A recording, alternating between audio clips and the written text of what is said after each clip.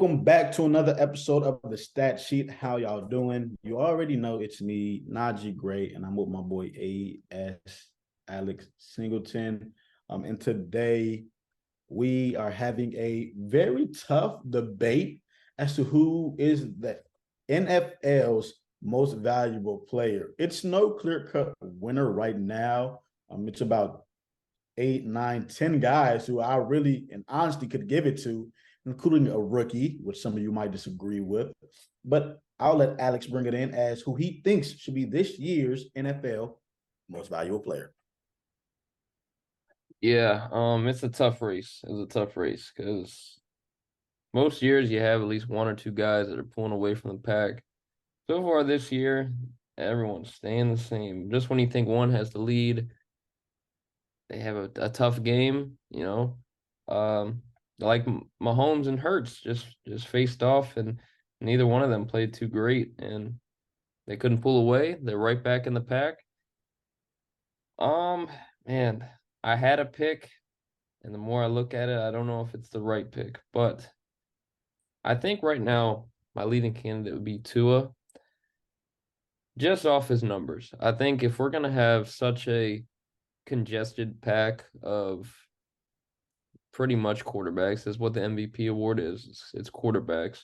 And they're all playing about the same, maybe a little bit better here and there. One team might have a better record. But if we're going off of stats, since they're so close, I think Tua has the best stats right now.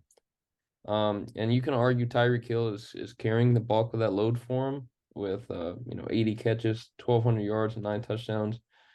But Tua at 3,000 yards, 21 TDs, at second most in the NFL.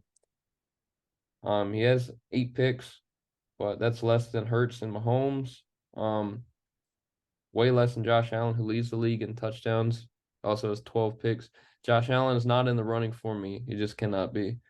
Um, he could be MVP if you just turn the turnover numbers down. But I think right now Tua is my leading candidate because the Dolphins are playing great football, right? They're right there in the front of the AFC. I think they can win the AFC East. I mean, they probably can if the Bills continue to collapse. And it's unfortunate that the MVP is a quarterback award, basically, because I think you can definitely argue Tyreek Hill. I mean, he's the best receiver right now. He could definitely win MVP if they look that way, but they're not. So I'm gonna give it to his quarterback, Tua. I think as much as I want to give it to like a Lamar Jackson, I don't think he has the numbers to have it have a big case for being MVP. Like when he did actually win MVP, he led the league in touchdowns. He's not going to do that this year. As good as their record is, um, Jalen Hurts, they have the best record in the NFL, but he's not having an incredible statistical season. He might run for a couple touchdowns, but he only threw for like 150 yards. Granted, against a great Chiefs defense.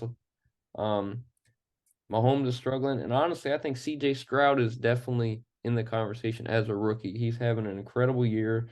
Um, he's got 3,000 yards, just a bit more than Tua. A little less touchdowns than 17, but just 5 interceptions. He's throwing 300 yards a game, and he's got a young Houston Texans team in the race for the playoffs, possibly for a division if they can somehow overcome the Jaguars. He's not going to win it just because he's a rookie. It's only happened one time, and that was the first year of the award with Jim Brown, like in the 60s. It's not going to happen just because he's a rookie, but he's definitely in the running. I think he's a top 5 candidate. For me, it goes Tua, Mahomes, Hurts, Lamar, and Stroud. That's my top 5. But right now, I think Tua is leading my way. Who you got, Najee? Um, I was actually while you were talking, I was looking at numbers, and Josh Allen leads the league touchdowns. He also leads the league interceptions. Sam Howell leads the league in yards.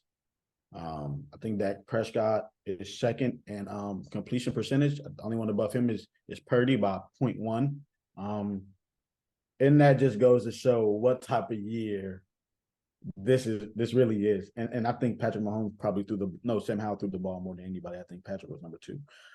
It just goes. I mean, I'm mentioning a lot of names, right? Some guys you wouldn't even think to mention. Some guys you, of course, would, and the names are everywhere. That goes to show you how competitive the race is right now. So as far as my NFL MVP, it was tough, and it's still pretty tough. I wanted to put Patrick Mahomes up there, simply because to me the most. I'm also going to think about the most valuable player being somebody who's the most valuable piece to that team. And you can say that's Patrick Mahomes, but right now it might be the defense. You just lost Boat. You just lost Nick Bolton, and other guys are still stepping up, huge. So you know you want to say Jared Goff, but I'm not going to say Jared Goff, even though he is having a great year as well. Tua is having an amazing season, but I do think the most important part of that team is Tyreek Hill. Me, the MVP, and it's crazy that I'm saying this because he got a lot of select last year. Dak Prescott. Dude, Dak Prescott is having the best year out of every quarterback. And Russell Wilson is also having an amazing year, but people don't want to talk about it. Dak has the highest QBR, the second highest QBR in the league. He's 19 touchdowns and 6 picks. And the only reason no one's really even talking about his picks is because everyone in the league is getting picks. Pat has more than him. Josh has twice as many as him. I wonder how many Lamar Jackson has, Alex. But probably about 4, I think. Maybe 4 or 5 picks. Lamar's in that range. But the Cowboys are 7-3. You lose Diggs, and everyone's losing their mind. Oh, their season's over, right? Dak's not great. CD is really isn't a wide receiver one. All they got is Michael Parsons, and Dak Prescott's like, yo, I had a bad year last year.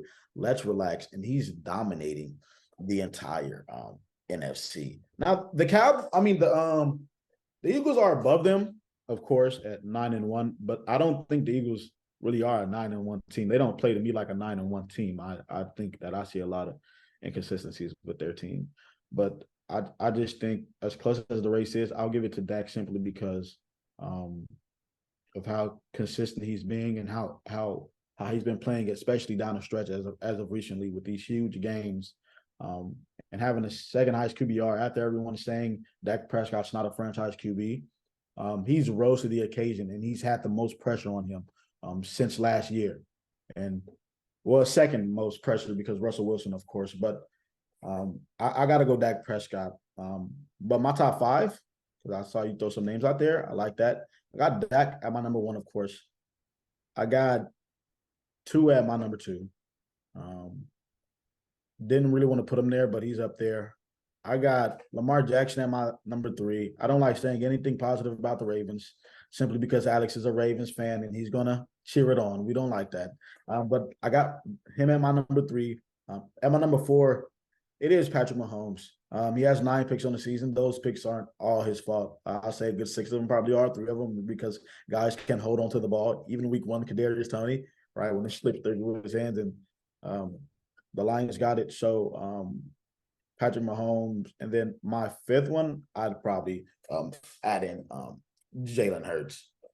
But, I mean, Jalen has a great offensive line, a great receiver core, a great running back, a great defense. I mean, he has everything around him, right? You have to do that. You literally have to. It's no other choice. I don't care if you're Ryan Tannehill, you're in that system. Yeah, never mind. But, yeah, man, it's a close race.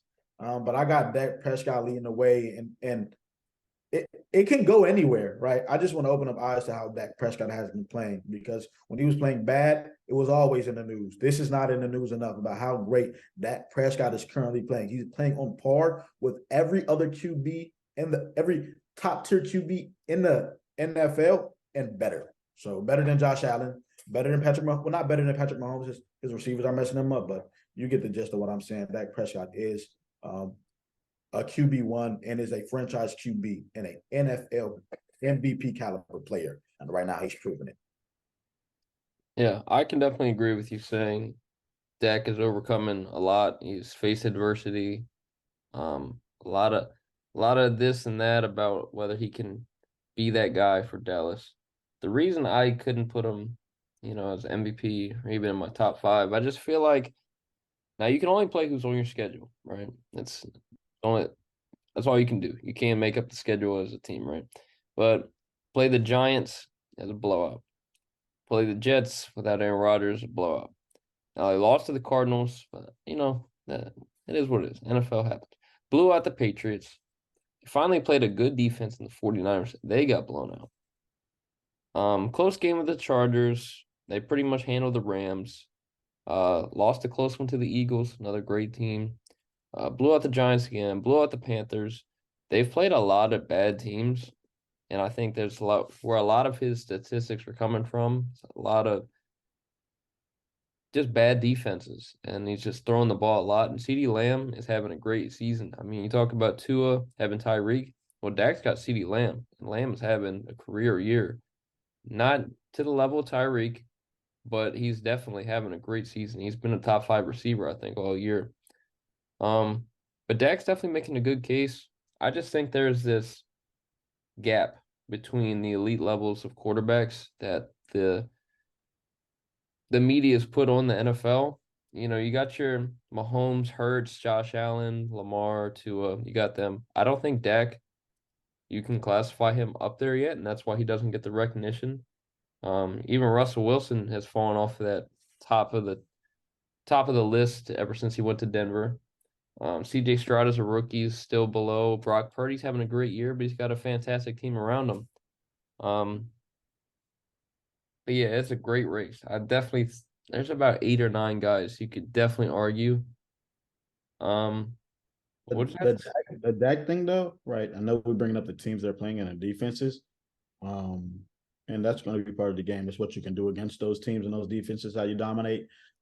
Dak's only had one bad game, and that was against the 49ers when he threw 3 picks, right? Other than that, Dak hasn't really had a bad game, right? He's made mistakes during games, but Dak hasn't had a bad game. He didn't have a bad game when he lost against Philadelphia. He bought out that game.